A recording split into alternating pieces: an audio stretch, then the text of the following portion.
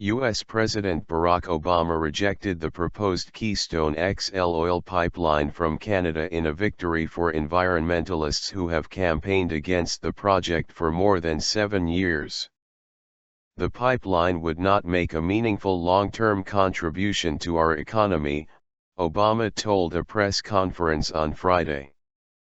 He said Keystone XL would not reduce gasoline prices for drivers, and that shipping dirtier crude from Canada would not increase U.S. energy security.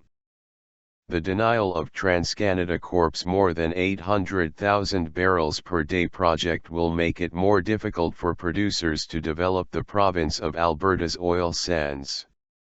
It could also put the U.S. in a stronger position for global climate talks in Paris that start on November 30, in which countries will aim to reach a deal to slow global warming. Climate change win.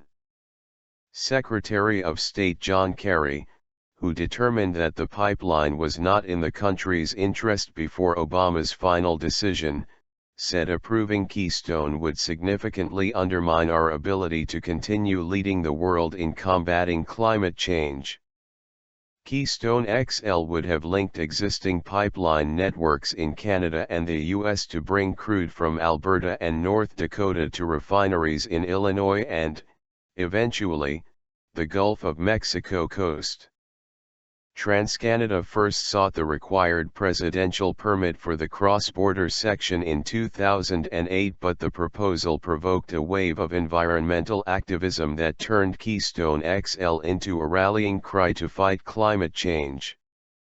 Blocking Keystone became a litmus test of the Green Movement's ability to hinder fossil fuel extraction in Canada's oil sands.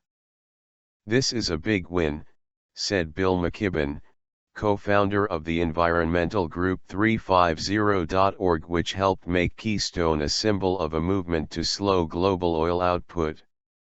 Obama's decision is nothing short of historic, and sets an important precedent that should send shockwaves through the fossil fuel industry. TransCanada shares fall.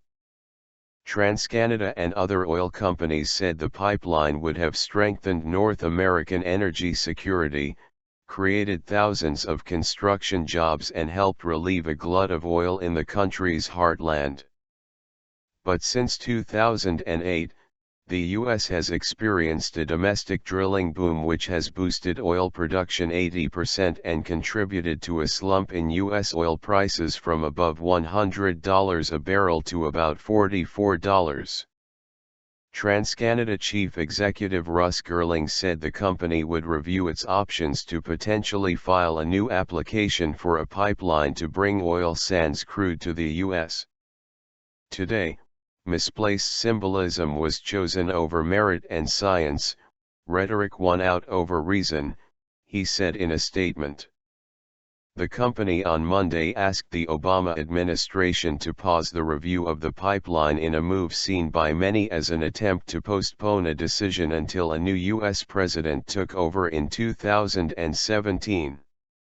TransCanada shares fell about 4.6% on the Toronto Stock Exchange on Friday to 43 Cordobas and 15 centavos. All the Democratic presidential candidates, including front-runner Hillary Clinton, oppose the pipeline while most of the Republican candidates are in favor of it.